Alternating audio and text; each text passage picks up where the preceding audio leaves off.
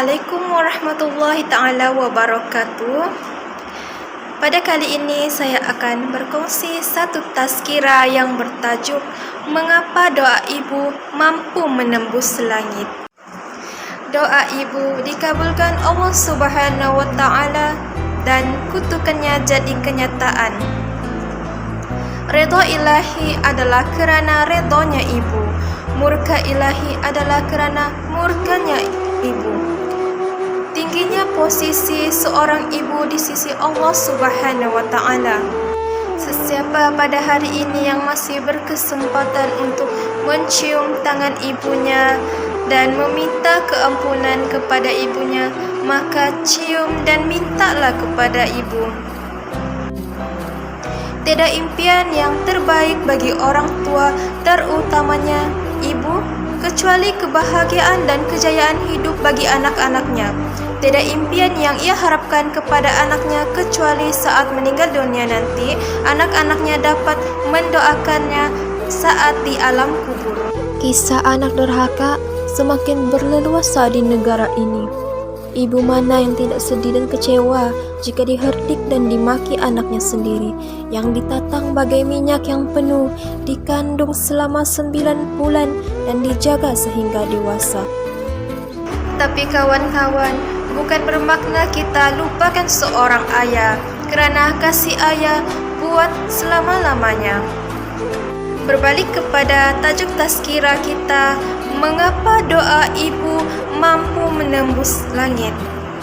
Yang pertama, ibu merawat kita sejak dalam kandungan. Seperti mana dalil Al-Quran berikut, kami perintahkan manusia supaya berbuat baik kepada kedua ibu bapanya. Ibunya mengandungkannya dengan susah payah dan melahirkannya dengan susah payah. Masa mengandung sampai menyapihnya selama 3 bulan, sehingga apabila dia, yakni anak itu, telah dewasa dan umurnya mencapai 40 tahun. Ia berdoa, "Ya Tuhanku, berilah aku petunjuk agar aku dapat mensyukuri nikmat-Mu yang telah Engkau limpahkan kepadaku dan kepada kedua orang tuaku, dan agar aku dapat berbuat kebajikan yang Engkau redai, dan berilah aku kebaikan yang akan mengalir sampai kepada anak cucuku. Sesungguhnya aku bertaubat kepada Engkau, dan sesungguhnya aku dari orang-orang Islam, yakni yang tunduk patuh kepadamu." Dari surah Al-Ahqaf ayat 15.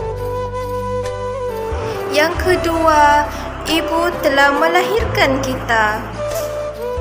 Dan kami perintahkan kepada manusia agar berbuat baik kepada kedua orang tua. Ibunya telah mengandungkannya dalam keadaan lemah yang bertambah-tambah dan menyapihnya dalam usia 2 tahun. Bersyukurlah kepadaku dan kepada kedua orang tuamu, hanya kepada aku kembalimu. Dari surah Luqman ayat 14. Dan yang ketiga, Rasulullah sallallahu alaihi wasallam ada menyebutnya sebanyak 3 kali.